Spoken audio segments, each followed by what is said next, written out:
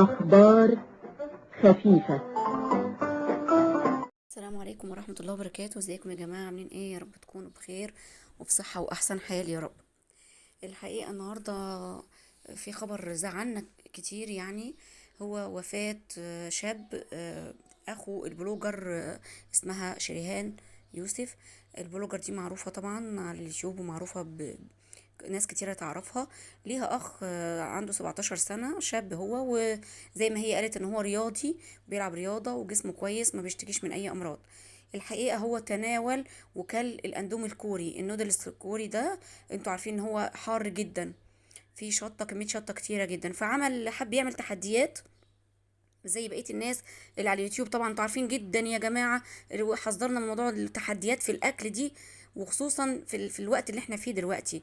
ولكن لا حياة لمن تنادي، محدش بيسمع الكلام. وقلنا ان حتى لو مش عشان صحتكم، علشان الناس التعبانة الشقيانة اللي مش معاها، الناس الفقيرة اللي ما بتاكلش الأكل اللي بكميات كبيرة كده، حرام نراعي مشاعر الناس، وقلنا ان دي حرام. انا عن نفسي في رأيي، لو حد هيسألني رأيي، انا شايفه ان ده حرام. ده مش حلال خالص انك تعمل تحديات عن الاكل وتاكل بكميات كتيره قوي ولحوم وحاجات، والناس تتفرج عليك لمجرد انت تكسب مشاهدات وتكسب فلوس، وفي الاخر الناس تانية تتفرج على الفيديو ده وتتحسر او تتعب او نفسيتها تتعب لانها محرومه من اللي انت بتاكله ده. خصوصا في الظروف الاقتصاديه اللي بتمر بها البلد دلوقتي، واللحمه اللي بقت ب 300 جنيه و400 في بعض المحافظات، والفراخ اللي بقت مش عارفه بكام. يا جماعه نرحم بعض شويه، بلاش فيديوهات التحديات. اخو البلوجر شريهان للاسف حب يعمل تحدي، بس عمله، يا ريته عمله في فراخ بقى وحاجات زي كده ممكن ما تاثرش قوي على صحته، لا ده عمله في الاندومي الكوري. والاندومي الكوري ده عباره عن نودلز كوري كده، اللي هي زي الشعريه، انتوا عارفين طبعا كلنا الاندومي، لكن الكوري ده بالذات فيه كميه شطه غير عاديه.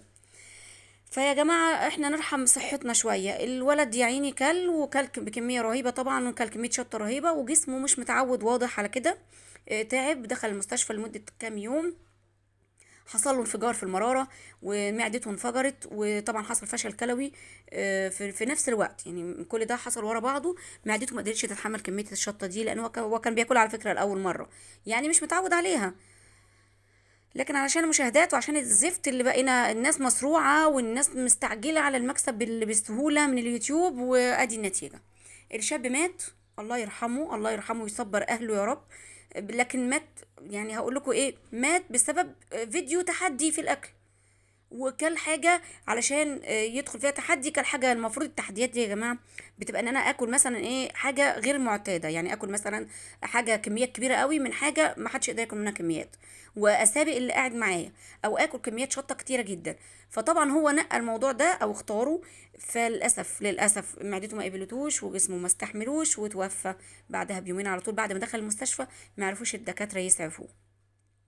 اللي عايزه اقوله يا جماعه ان طبعا هي الاول قبل ما انسى اقول لكم، يعني ان اهله طبعا حبوا يرفعوا قضيه على الشركه بتاعه الاندومي، لكن طبعا التصريح، الدكاتره بيقولوا ان الاندومي في حد ذاته كل الناس او معظم الناس بتاكله، وهو مصرح بيه من الصحه، ومصرح بيه دوليا عادي، ده اكل زي اي اكل يا جماعه، مش بيموت، هو ما ماتش بسبب الاندومي. ده اللي بيتقال واتقال في التصريح بتاع الوفاه بتاعه. لكن كمية الشطة اللي وكلها أثرت على معدته، أثرت على المرارة وخلتها انفجرت، وأثرت على، عملت له فشل كلوي في وقتها. خلاص، فعشان بس نبقى متفقين، مفيش حاجة اسمها ان هم يرفعوا قضية، لا، الأكل ده الناس كلها بتاكله، مش كلها، لكن هو في معظم الناس بتاكله وبتحبه. فيا جماعة هي المشكلة بقى فين هنا اللي احنا مش عايزين نفهمها؟ ان كل جسم بطبيعته، ليه طبيعته. انا مثلا بحب الحوادق، غيري ما بيحبهاش. انا بحب المخللات، انا بحب الشطه، غيري ما بياكلهاش. لما انا اكون بحب الحاجه باكلها، فمتعوده عليها، فجسمي متعود عليها، فمش هيتعب لما اكلها او ازود فيها شويه. لكن حد تاني ما اكلش مثلا الحاجه دي طول حياتي، او مش متعود عليها ومش بيقبل الشطه، ويجي ياكل بكميات رهيبه، فجسمه بيحصل له زي صدمه ورفض للموضوع ده، فما بيتحملش، وبيحصل ايه، زي الفشل اللي قلنا عليه، او الانفجار في المعده، وتوفى. فهي مسألة، هي الأكل ده ثقافة، الأكل ده ثقافة شعوب، يعني كل شعب كده. يعني عندكم مثلا الدول، عندكم كوريا مثلا هم بياكلوه، عندكم أوكرانيا، عندكم مش عارفة ايه، في بلاد كتيرة بتحب الحاجات دي وبيحبوا الشطة جدا جدا جدا. وكتير مننا بيشوف فيديوهاتهم هي فيها كميات شطة رهيبة.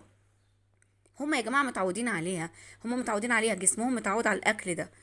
احنا لا، احنا كشعبنا احنا لا. ليه بقى ندخل في حاجة يعني اكتر من صحتنا وتضر صحتنا؟ ليه شاب زي ده يموت بسبب حاجة زي كده؟ هو صحيح دي اعمار، الله يرحمه الله يرحمه، هي اعمار وكان مكتوب له انه هيموت يبقى هو هيموت، لكن السبب نفسه صعب. ليه ده يعتبر زي انتحار، زي انتحار.